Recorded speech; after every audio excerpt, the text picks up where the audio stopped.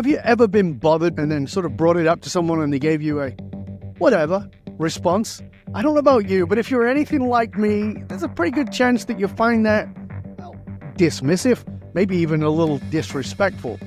Now, let me ask you, do you think that any CEO, any leader in any industry would ever respond with whatever? Of course not. Well, why not? That's the question. Maybe because to be a leader at that level, you have to be a master at decision-making, and whatever is a profound avoidance of decision-making.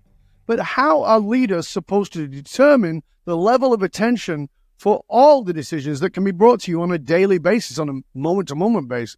Well, that's where we're going over the next 2 episodes with our guest, Richard Moran, who shares with us his 5 practical rules for decision-making, so stay curious. Welcome to the Dov Baron Show. Come for the stories, stay for the learning. Join our movement of deeply curious learners by hitting the subscribe button now. The Dov Baron Show is not just another podcast, it's your passport to unparalleled insights. Each episode features the wisdom of global leaders, scientists, entertainers, philosophers, theologians, and journalists. From astronauts who've traveled the vastness of space to presidential candidates trying to make sense of a world on the brink, we dive into the most intriguing minds. For the next 2 episodes, our special guest stories and insights will captivate and inspire you. Hit the subscribe button and become part of our global community today. All right, our guest for the next 2 episodes is Richard Moran. He's written 10 books and has a compelling syndicated radio show called In the Workplace. He has been, wait for it, a CEO, a venture capitalist, a college president, a business leader in Silicon Valley, and a judge for the Canadian Innovation Exchange. He is best known for his series of humorous books, beginning with the best-selling Never Confuse a Memo for Reality, which started his genre of business bullet books. His latest book is titled Never Say Whatever, How Small Decisions Make a Big Difference. Please help me to welcome the man referred to as the Mark Twain of business books, Richard Moran. Welcome, sir. Thank you. That's a great lead-in. You are a Renaissance man, and I always enjoy talking to you. Thank you, mate. I really appreciate that. As you know, my work is based on the emotional source code. I'm always fascinated because I just read this litany of things you've done, and I know I've not included even half of it. There's an evolution to how people become who they become, and I think oftentimes we get stuck on the title, oh, you're this, and we don't realize there's this great backstory. Tell us something that will give us the context of who you became from an emotional source code point of view, from where you started. It's so easy to say, I was born a poor black child of a sharecropper in rural Tennessee, and I pulled myself up by the bootstraps. I was not. I had a great family growing up, a big Irish Catholic family in New Jersey, grew up in New Jersey. And something formative happened to me at an early age, and it probably has influenced me more than any other job. And your listeners will be surprised because I was a lifeguard on the ocean in New Jersey. Really? And it's not an easy job. There's thousands of people on the beach, many of whom don't know how to swim. And as an 18-year-old, I'm tasked with scooping out those non-swimmers. But what it taught me, Dov, was I became a listener and an observer. And those are the 2 skills I think that have augured well for me my entire career. For example, in consulting, most of my life has been in consulting. And I learned early that there's 2 kinds of consultants. There's the kind of consultants who yell at you, who say, you're so screwed up. How can you do that? How can you be in such a spot? And then there's the listener kind of consultant, which is what I have always been. I observe what's going on. I listen to employees, not just leaders.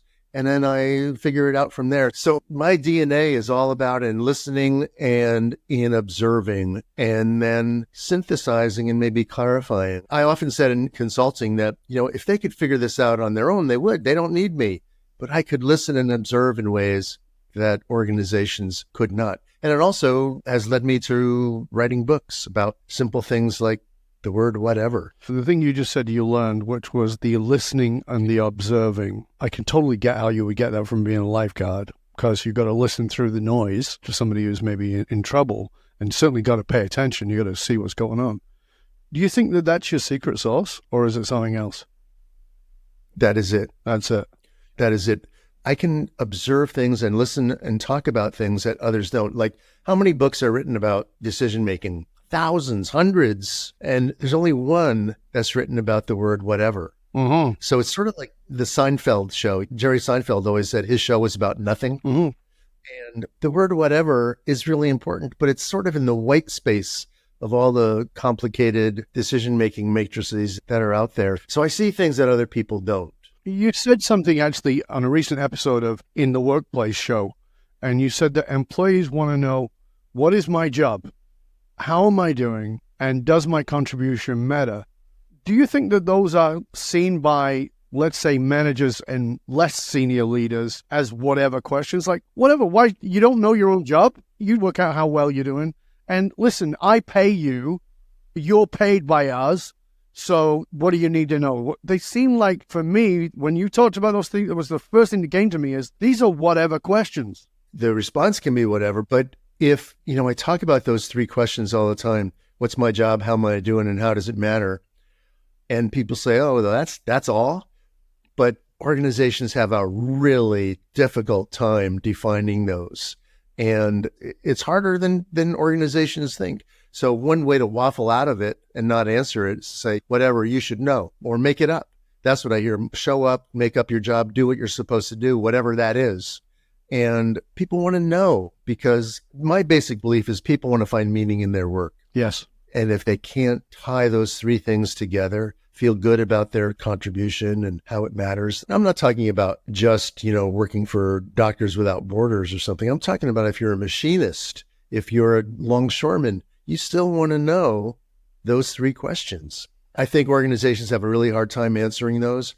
And I'm the jerk from the outside who comes in and says, these are the three things you need to work on. And they say, okay, we will, but it's harder than they think. Well, that's why I said I think that they're answered with whatever, because they're actually difficult questions that seem so easy. That's the dichotomy of them. Like, what is my job? Well, Jesus, I hired you to be an X. If you don't know what your job is, but the challenge is whatever, I think there is that oftentimes leaders or even managers are saying, this is what your job is, but it's also this, and it's also that, and it's also that. And now 6 months in, I don't know what my actual job is anymore. I was hired to do X. And particularly if you are inside of an entrepreneurial organization, because entrepreneurial organizations are hat juggling businesses. So you're asked to do lots of things. And so do you think in those kinds of environments, it's as important, or is it more difficult? How does that work? Well, I think in an entrepreneurial environment, it's even more important. That's where instincts come in. You do the most important thing on any given day. And a big part of your job is to use your intuition and your skills and your experience to figure out what that most important thing is that day. And if you're a whatever kind of person, you're going to die in an entrepreneurial organization because they may not tell you. You have to figure it out. Mm-hmm. One of the things I'm finding that's interesting, as you know, the book came out a few months ago, and I can see the trends of where it's selling. And it's selling more in large organizations. In fact, big companies are buying it in bulk because the worst thing they want is a whatever culture, a culture where I'm dealing with a customer. Should I give them a refund? Whatever. I don't know. Should we hire this person or not? Whatever. So having that kind of a culture just creates a bureaucracy where no decisions are ever made and you never move forward. So I've been having fun with companies, especially service-oriented companies, who buy 300 copies of the book. And I'm not selling the book here. I'm just saying who's buying it. So they buy 300 and they'd bring me in and say, have you ever had a situation like this? In fact, one of the organizations I really had fun, as you, I'm sure, know that the employee manual at Nordstrom is do the right thing. And that's their whole thing. And one of the companies I worked with said their new employee manual is just going to be never say whatever. Make decisions that will help the organizations. And I'm fine with that. Is this whatever mentality most pervasive inside of larger organizations, or is there somewhere else that you see that it's most pervasive? A lot of people form assumptions about the word. Mm-hmm. Well, it's the Gen X that says it the most. It's women that say it the most. It's slackers that say it the most. It's potheads. I don't know. I've not been able to find a demographic. The one thing I do know is that people who say whatever are the least likely to buy the book because they don't recognize that they're in this category and they can't make a decision. Should I buy this book or not? Whatever. I don't know. And they don't buy it. If you're not sure whether to buy this book and you're thinking whatever, it's the book to buy. Yeah, it's circular. It's circular. So I have found that a couple things, and it relates to what I just said, that people are buying it for others, meaning parents are buying it for their children, coworkers are buying it for their colleagues, because the whatever person sometimes does not know or doesn't recognize that it's a problem. But I do find that one of the reasons why people say whatever is because they're helpless. They feel like they're helpless. If I make the decision, it doesn't matter. So that is more likely to happen in a large organization than in an entrepreneurial one. Short of throwing a bomb in the hallway, nothing here is going to change. That shouldn't happen either. If that's the case, then you should break things down into smaller bite. That brings us back to those 3 questions that you talked about on the recent episode, which is, does what I do make a difference? And so if the feeling culturally is that what I do doesn't make a difference, it won't make a difference, not only in my job, but even speaking out won't make a difference, it becomes a whatever culture, right? Absolutely. One of the favorite groups I've ever worked with are the Teamsters, the men and women who load trucks, unload trucks, and in a heavily unionized business. Heavily unionized, right? You think, okay, well, it's not really going to make a difference. Yeah. They have a term, they call it the give a shit factor. Why should I give a shit if no one else does? Whatever. And they work hard to get people to give a shit. And I love that this sort of the counter to whatever. They want to be proud of their work. And the more likely they're dealing with whatever managers in whatever situation, the less likely they are to be happy. So I've often used, we need to increase the give a shit factor around here. And the way to do that is to get rid of all the whatevers. In my transformational leadership work, one of the things I talk a lot about is not just emotional intelligence, but emotional maturity. And the foundation of emotional maturity is self-awareness. You can have all the emotional intelligence in the world because you learned it by rote, but that doesn't mean you have any emotional maturity, which requires a self-awareness. But as you were saying, the people who wouldn't necessarily pick up the book are people who are likely not going to have that self-awareness that they need to. Self-awareness is a real key, I think, in decision-making. When you think about leaders that we admire, leaders that I admire are all very self-aware and recognize that sometimes decision-making is painful. I'm struck, and this is going to put a time chart on your podcast, but I'm struck by what's going on in the universities today, where some leaders have to make decisions, and all of the options from which they have to choose are bad. Yeah. But they still have to choose one. Option A sucks, option B sucks, option C sucks, and I got to make one of those decisions. And they're all going to come back on me. So I'm not going to pick on anybody, but self-aware leaders are the ones who are winning that battle. The ones who make early decisions, the ones who recognize that whatever option I choose is going to be bad. So let's move on. And so self-awareness is something that I see in effective leaders all the time. It's often difficult to talk about self-awareness because it can't be taught, that I see. You might disagree with me on that, but I do think that self-awareness is a key, not only to success, but to leading an organization. From my point of view, you can develop self-awareness, but in order to develop self-awareness, you have to have 2 things, and the 2 things that are extraordinarily rare. One is curiosity. People claim to be curious, but what they actually have is biases, and they're looking for information to support their biases. That's not curiosity. And they lack courage. So the curiosity and the courage go hand in hand, because actually, if you put those 2 things together, not only you develop self-awareness and you become a better decision-making, you also create greater levels of compassion for yourself and for others. But that courage has to be triggered by curiosity. I had my teenage granddaughter here this weekend. She watched Miss Congeniality. Remember that old movie with Sandra Bullock? And she was watching that. She likes to watch old movies with my wife, so she's watching that with her grandmother. And I said, do you know what congenial means, Jane? And she said, no. I said, look it up. And she didn't. And I said, why didn't you look it up? And she goes, I don't know. I said, listen, get curious. I said this to her, and my wife said, do you remember Forrest Gump? You said, life is like a box of chocolates. She goes, you're going to have a book in your head that is going to be quotes from G-Dad. I'm G-Dad. Quotes from G-Dad. And I said, get curious or you'll become a dumb. The path to being a dumb is to not be curious. Self-awareness involves being tough, admitting your own weaknesses. Yes, vulnerability. The example I give all the time, I was a CEO of a reasonably large corporation, and the CFO was just a really talented person. And I'm not a good person at details. I was never good at pivot tables and spreadsheets. I know I was never good at that. So my weekly meetings with the executive team was not about pivot tables and spreadsheets. I wanted a magic number. What was revenue last week? And if we hit the magic number, everything worked. And they all said, well, don't you want to see this? Don't you want to see that? I said, I don't need to, because the magic number is telling me everything I need to know. So my self-awareness in that category was that I sucked at details. That was not going to help the organization be successful, and I would suffer. So let's not go in that direction. Well, I think that part of real self-awareness is to know where you're weak and to decide whether it's important for you to be strong there or it's important for you to have somebody who is strong there. Because it doesn't always mean you have to be great.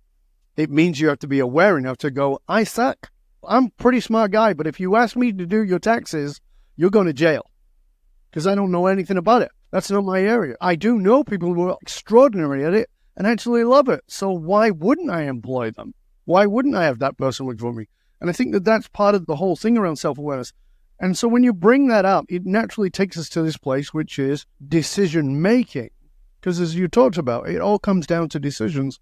And one of the things that leaders are constantly struggling with, which is how important is this decision? And they're trying to weigh that and put off the ones they think are smaller decisions into maybe the whatever category and the other ones into the important category. And it can feel, for many leaders, completely overwhelming. Help us understand that, because I think that that's a really huge challenge. Yeah. And I think effective leaders can isolate what the important decisions are and the ones are not. I'm in Silicon Valley, and Steve Jobs, he's moved into St. Stephen here. His secret sauce was understanding what decisions he needed to be involved in and which ones he didn't. So when it came to hiring, he didn't care. But when it came to products, he did. And that's where he spent his time in decision making. And I see it in other effective CEOs too. They know what decisions they make that are important immediately, what they can put off and what is long-term. And they're also not afraid to reverse a decision. Strategies are not ever set in stone. And sort of the opposite of being self-aware is being ego-driven and being narcissistic. We can point to leaders right now who are in that category who are not self-aware because there's no humility. They never say, I'm sorry. They never are empathic with others. But I think that one of the things that the research that I delved into found was that the decision that you will likely make in the first 2 minutes of being faced with it is probably the same decision that you'll make if you suffer over it for 2 weeks. And it was a big study done by Bain. So lots of times I think the best decision is made pretty quickly. A lot of people say, well, that's based on your gut. The gut is not a random activity. Your granddaughter should not be making decisions based on her gut. She doesn't have any experience. That's it. But those who have experience and pattern recognition, they can use their gut. But it's not just a random act. It's actually an informed decision that leaders can make based on their gut. I was having a conversation with a friend of mine who was just interviewing one of my clients. And the client was saying, Dov sees things no one else sees. I've been to therapists, I've been to coaches, I've been to Tony Robbins, I've been to this. Dov has this ability to hone in and see what everyone else can't see, including me. My friend said, well, what is that? And he said, he has this amazing intuition. And my answer is, it's not intuition. It's deep study of people and deep study of all kinds of parts of their psychology, including micro expressions and all those things. But as you just said, it's pattern recognition that has become unconscious, but is completely accessible for me without me going through step by step by step.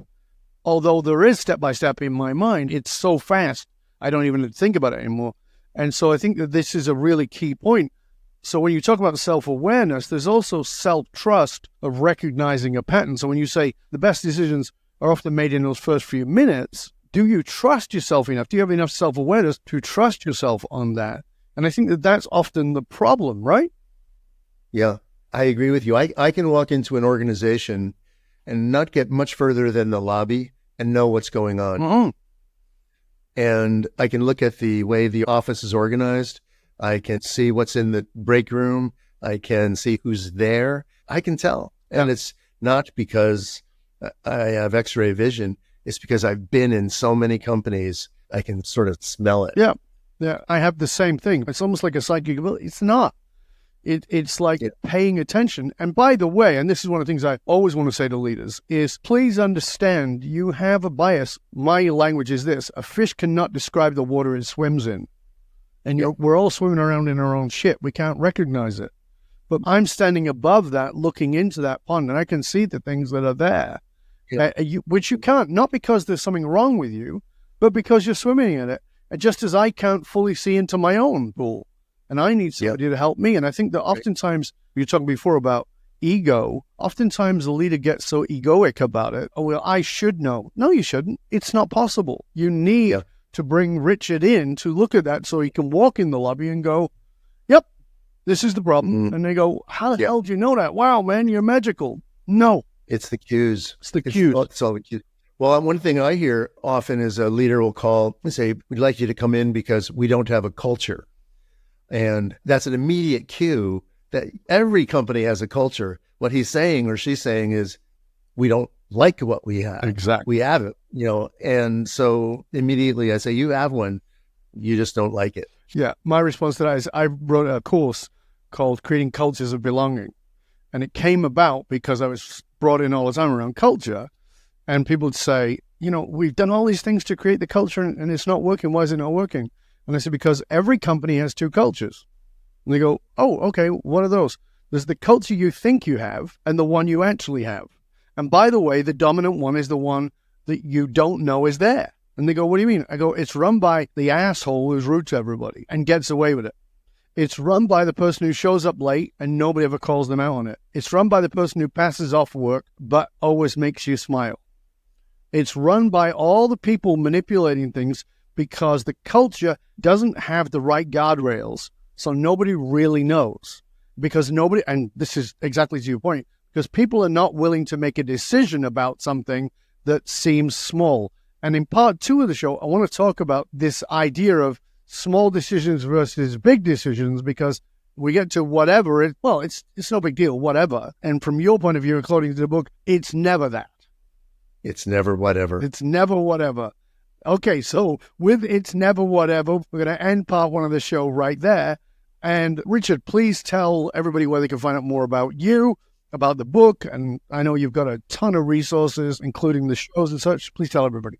I'm not hard to find. The book is available wherever you buy books and Amazon and so on and so forth. My website is richardmoran.com, and I'm easily approached on LinkedIn. I am generous on LinkedIn. If you send me a note, I will respond. I've become an evangelist to help people stop saying whatever. It's like I'm putting an earwig in everybody's ear. Fantastic. So we'll make sure, of course, that all those links are shared in the show notes. So if for some reason you didn't catch it, just go to your podcast and look down there. We'll make sure that all the links to the social media and other places and websites and where you can find the book will all be in the show notes. So we're going to be back in just one click for more of our delicious conversation with Richard Moran. Stay curious, my friends. Stay curious.